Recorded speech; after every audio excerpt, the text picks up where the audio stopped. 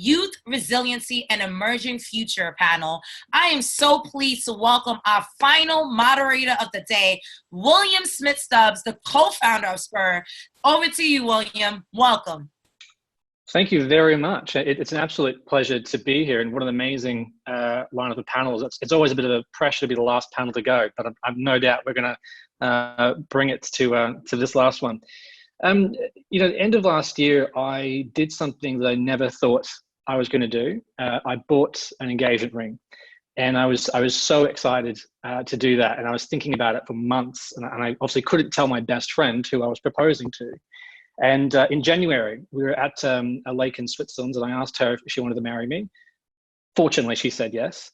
And I was so excited, and I've never been so excited for my future and to build a future with somebody. But underneath all that, I am concerned. I'm afraid for our future and for our children's future and what their lives will be like. And I think, as Alexandria very eloquently outlined, there are a range of challenges that are facing us, from political polarization, rising inequality within countries, to a planet that is drastically faced by climate change issues. My country, for the past 4 months at the beginning of the year, was literally on fire. And we thought, well, that was difficult, but we'll get through that. 2020, not been so great so far. And it's been very concerning as somebody who is looking to the future to think, what sort of future will that be? And yet, wherever I've been in the world, whenever I feel like it is purely dark days ahead of us, that there is no real hope or light on the horizon, it is always talking to young people that makes me feel like things are going to be okay.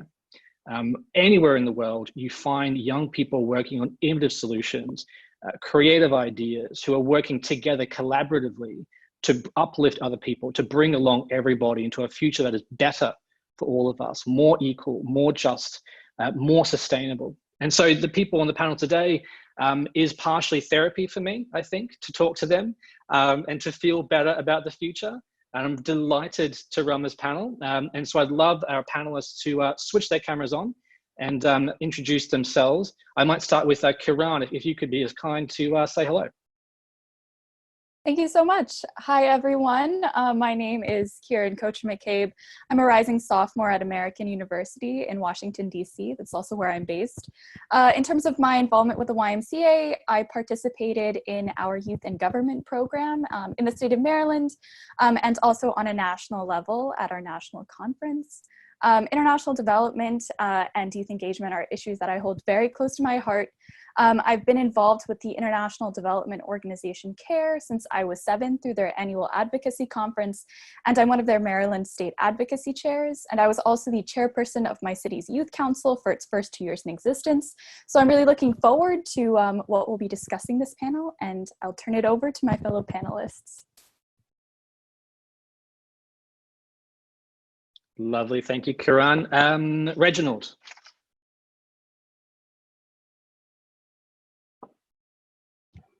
Hi, everyone. Thanks, William. I bring your greetings from Accra, Ghana. My name is Reginald Foscrab. I work for the Ghana YMCA as the director, in charge of some 8 local YMCAs in Ghana's capital administrative region. I've been involved with the YMCA for the past 30 years with a volunteer experience since the age of 10, and I'm happy to engage you all. Fantastic, thank you very much. Anna. Hello, my name is Clara, and I'm from Montevideo, the capital of Uruguay in South America. In the last years, I have worked a lot on issues related to youth, governance, and 2030 agenda. I am a member of the board of directors of the YMCA of Montevideo in Uruguay, a member of the United Nations Advocacy Group of the World YMCA, and I also coordinate the Youth Network on 2030 agenda in the LACA area. I'm very happy to be here and to be able to talk to all of you. Thank you very much. And lucky last, Mike. Thanks, William. I am Mike Bromfield. I'm based in the UK, about an hour outside of London. I'm a YMCA volunteer and vice chair of my local YMCA here in Essex, but I'm also the managing director of Bromfield Events, which aims to work with organisations exactly like YMCA that aim to make a difference through social impact or cause-driven events, just like this one, and more recently on YMCA Europe's 175th anniversary celebrations for YMCA globally. Brilliant. Thank you very much, everybody. And thank you very much for your time to be here today. I mentioned this to DJ ahead of this, that I don't know your age exactly, but I know I'm older than you, and you're way ahead of where I was when I was your age. And so that immediately makes me feel immensely hopeful for the future. And speaking of which, this whole event is a great response to a crisis that we're all going through now. That is very uncertain. We are in a liminal stage where we're not pre-COVID, we're not yet post-COVID. It is very hard to predict what is going to happen. One thing that is quite clear, though, is that youth are going to be disproportionately affected by this crisis, both in terms of economic prospects as well as social disruption.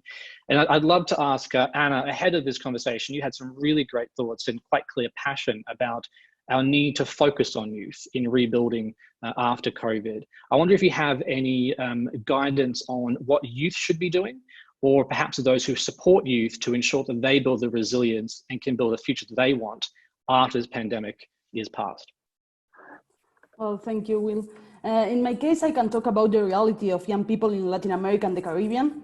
And it is a region that before this crisis already had high levels of inequality, many of which especially affected young people, such as health or education or employment.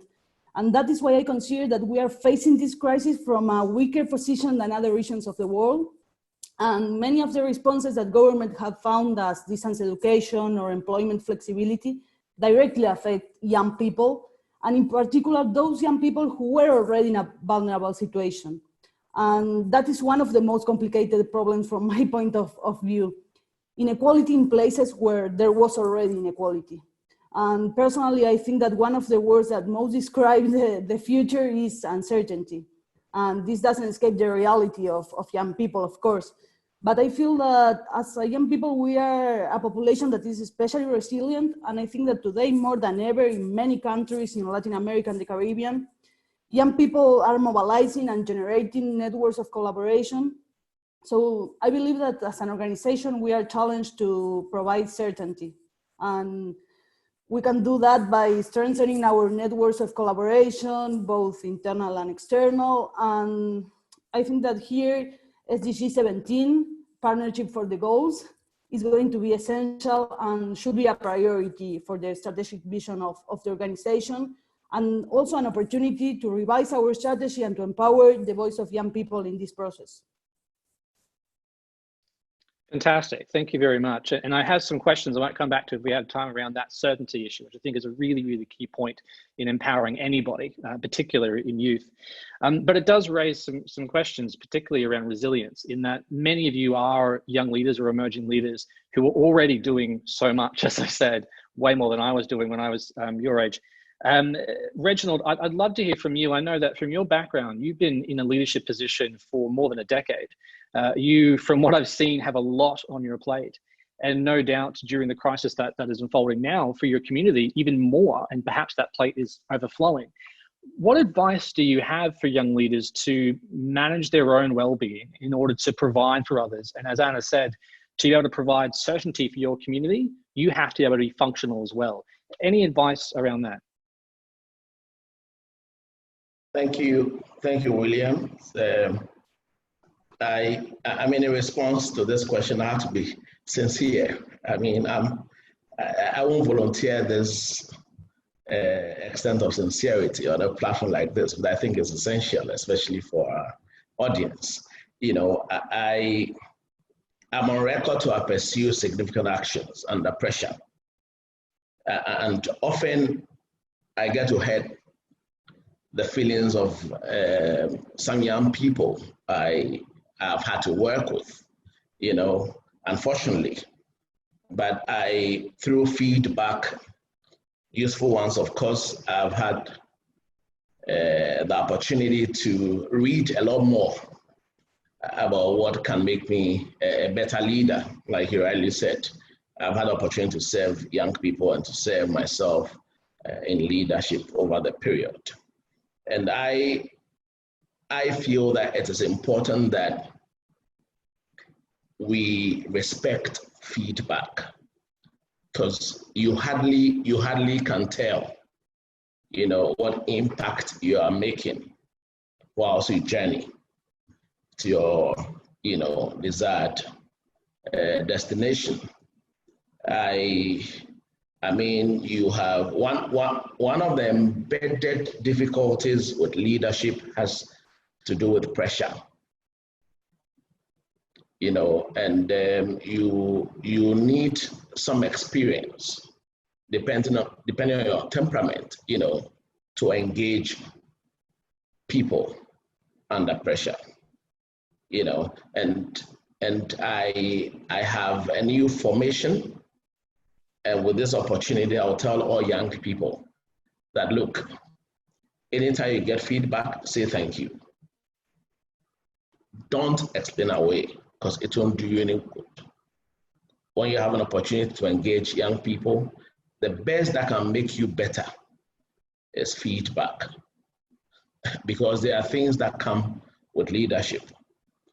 And of course, you will have to create that opportunity to control yourself.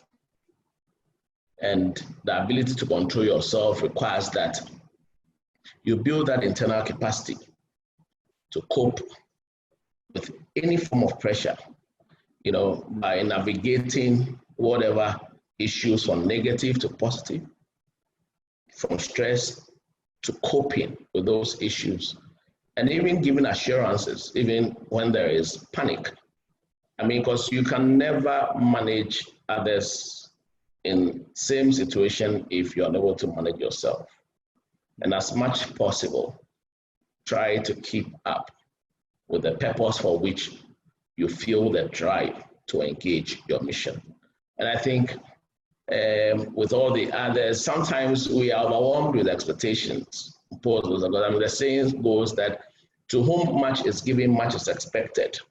And if you know you'll be giving much, of course, there will be that bunch of weight on you to deliver. And that, of course, also sets you up to give into things that ordinarily you would not have to. So I think above all, we will have to keep ourselves measured and be tolerant to views that come our way that intentionally or unintentionally are meant to make our leadership better. Brilliant. Very, very wise words. And it reflects some of the best advice I ever got, which was feedback is love. If anybody is telling you something that you might not want to hear, it's probably because they care. Taking it is another challenge I'm still working on. Mike, I note that a lot of your work is in many ways at bringing people together.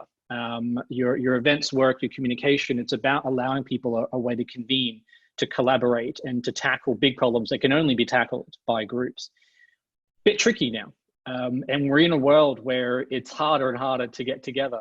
And I wonder if you have any predictions or ideas about what does the future of that look like? How do the youth of today in leadership positions or in activism, advocacy, how do we come together when we can't necessarily see each other face to face? How do we build those sense of trust?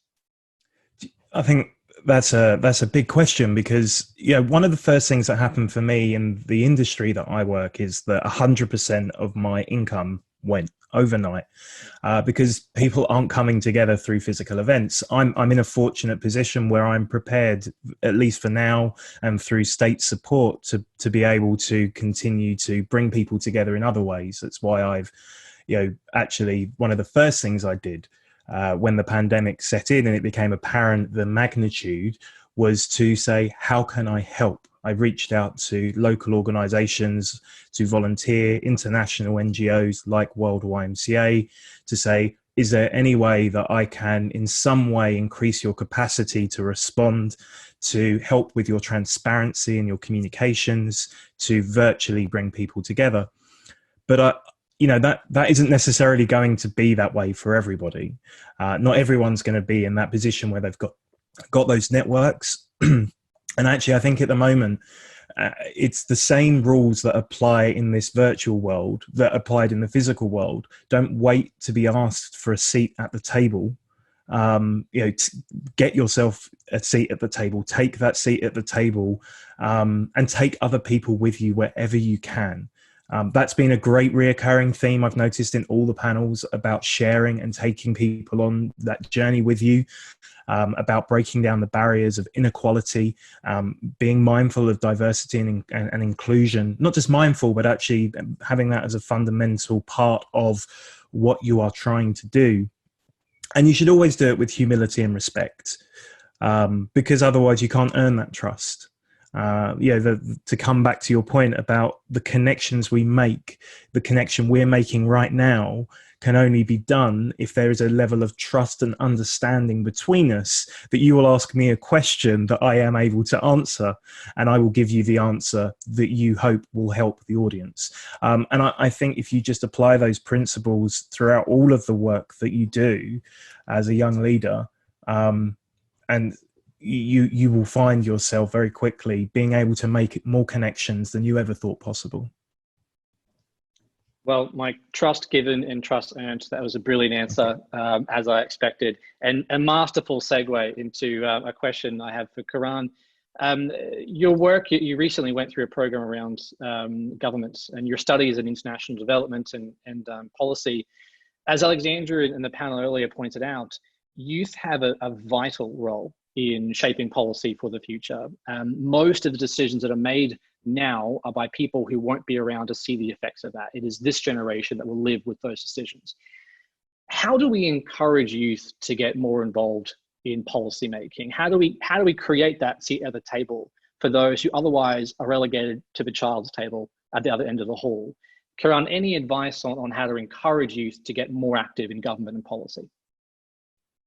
Yeah, definitely. And I think that's a really great question to ask in this situation, when we are finding that there is a lot of time on our hands, possibly, to really engage with people and to explore our passions, and to take action on issues that we see are popping up in our communities. And I think the YMCA actually has some incredible opportunities, and has some incredible programs in place to engage young people. In the United States, actually, we're launching this national summer program for high school students. It's called the Changemakers Institute, and it basically helps to teach young people the skills that they need to help develop advocacy, to help create those networking connections, so that they are in a better place to be able to then advocate for those issues in the future. And I think that's incredibly important also because it's such a great example of the need to invest in our youth now more than ever. And I think that's really an incredible opportunity for them. I think other things are, there's so many different youth activism organizations that are continuing to engage their supporters through whatever way possible. There are, as Alexandria had pointed out, she's part of Fridays for the Future. They've been doing virtual strikes on Twitter, on different social media, to still get their message out there. And so I think that's a great example. There is an organization called Vote 16 USA that is aiming to help lower the voting age to 16. My city of Tacoma Park actually has already lowered the voting age to 16. And we've seen in San Francisco, there's been great movement to getting the charter change on the ballot in November, which is incredible. We see that's a lot of US-based topics, but we see there's a campaign that's been launched called Justice for Every Child. It's a campaign of this other campaign called the 100 Million Campaign, which is a youth globalization movement, basically to encourage youth to speak up on behalf of youth. And so Justice for Every Child campaign was recently launched, basically asking the world's governments to really step up and to support youth through this crisis. So I think we're seeing a lot of incredible opportunities that maybe just need to be put in front of youth a little more. But I definitely think that there is so much out there to help engage youth. And speaking from personal experience, I know that given those opportunities, I would be able to act on them and to seize them, and then to really, be able to take action. Thank you very much. Excellently answered. I believe we're going to head to audience Q&A. Just before we do, to summarize everything that I've heard, there was some consistent themes around, a belief that I've had for quite a long time, which is if you need something, if you need to feel less afraid, to feel more secure, to feel more confident in your future, the easiest way to do that is to help somebody else feel that as well. It works a treat every single time, whether that is an opportunity to create for somebody else, to give somebody else some certainty, or to work together as a collaborative community. That is the future. That is the way that this generation will create the future we want, through collaboration and collective work, not competition. Christine, I believe we have some audience Q&As. Absolutely. So first and foremost, let's definitely give another round of applause. This is amazing. The last panel of the day, Youth Resiliency and the Emerging Future. A lot of content was shared in this. So I just want to remind everyone, if you have questions, send them on the Q&A feed. YMCA team, please fill questions from social media so we can engage that on the chat feed as well. So as we wait for people to fill the Q&A feed with questions, I'll kick off by saying, what tools do you see people are leveraging to build resiliency right now in their communities? Anyone can answer. What tools are people use? I can jump in. I think that something that we've even been using as part of this event, social media, has become so important. I see every day when I open Twitter or I open Instagram, I really see so many people posting about things that they're doing, things that they're involved in, ways to kind of keep creating that community and building those connections that we've talked about is so important for the future. So definitely social media has been an incredible tool. Anyone else want to jump in? I think it's a really good point. And I think, and I'm going to, again, underline, I am older than most of you. And so I'm aware of this. I don't understand TikTok. I just don't. That's a strength. Understand that as youth advocates, you are several steps ahead of those who make decisions.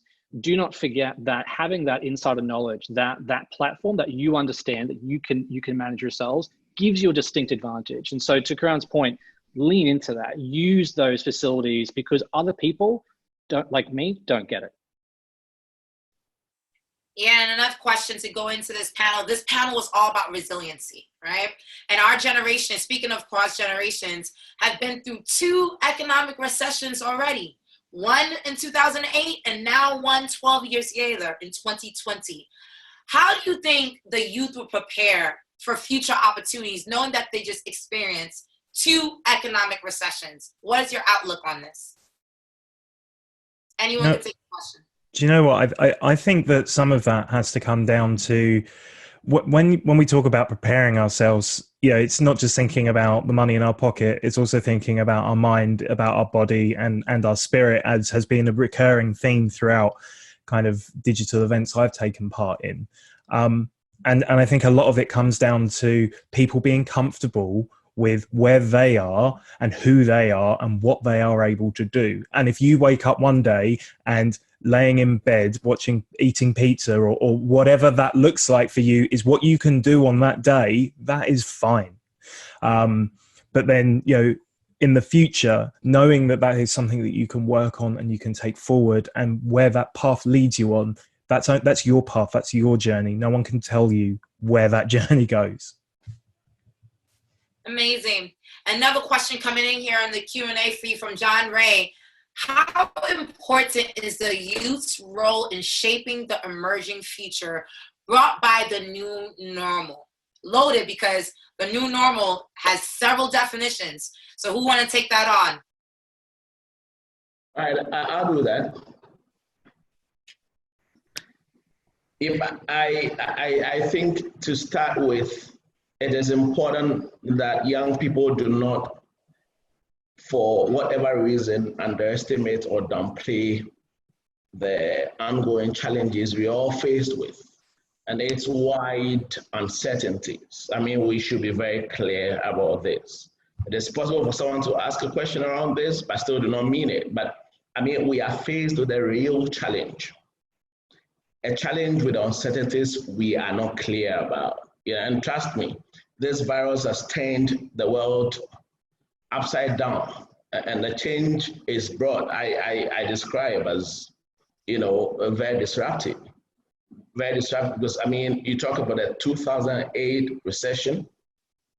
That recession did not inhibit travel.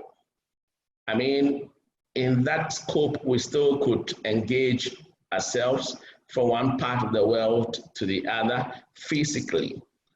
But in this circumstance, we are inhibited. I mean, we are unable to do a number of things that hitherto we could do. And my simple advice is we need to believe in ourselves and show love to each other. And know that in spite of the disruption caused to our various aspects of lives, there are some amazing opportunities that have come up and still emerging for us to grasp.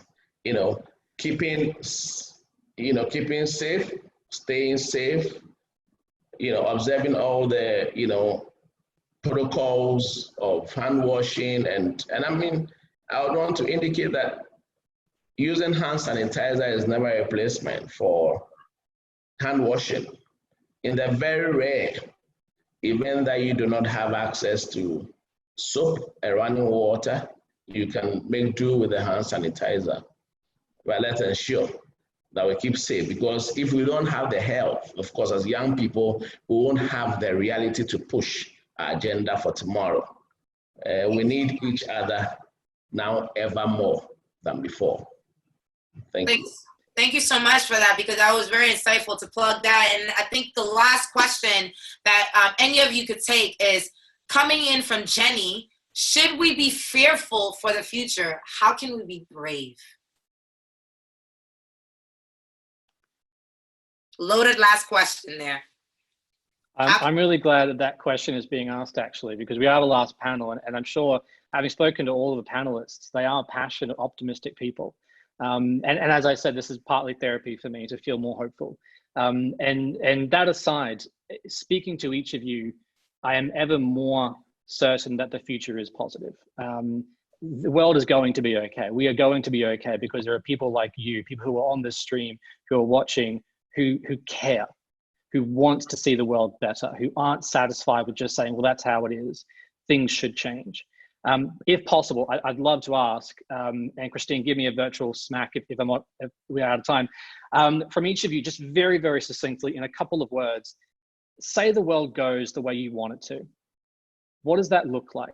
What is your utopia? What is your best vision of the future? Couple of words, each one of you. Okay, I'll start. Oh, Kiran. Unity and cooperation. Cooperation and resilience. Young people in politics. All right. So, yeah, sequel, yours as well. Your 2 words. Cohesion and more friendliness. Amazing.